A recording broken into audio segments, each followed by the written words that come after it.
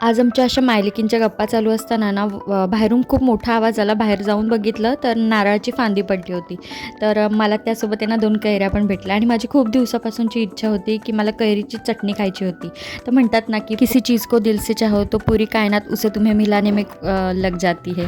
तर माझ्यासोबतही असंच काहीसं झालं. असो तर आज मी तुमच्यासोबत शेअर करणारी कोकणातली सुप्रसिद्ध डिश म्हणजेच कैरीची चटणी. तर त्यासाठी मी पहिले इथे ना मला ज्या कैऱ्या भेटल्या होत्या तर मी त्या कैऱ्यांची सालं काढून मी त्याचे बारीक तुकडे केलेले आहेत. त्यानंतर त्यामध्ये खवलेलं खोबरं टाकते. त्यानंतर सोललेला लसूण, चवीनुसार मीठ आणि थोडीफार साखर आणि आहे ना त्यामध्ये मिरच्या टाकल्या. ते तुमच्या चवीनुसार तुम्ही कमी जास्त करू शकता. आणि त्यानंतर टाकलेली आहे कोथिंबीर आणि ते सर्व मिश्रण वाटून घेतलेलं आहे. आणि इथे आपली कैरीची चटणी रेडी आहे. तर कोणाकोणासोबत असं होतं की कुठली गोष्ट पाहिजे असते आणि ती लगेच भेटते.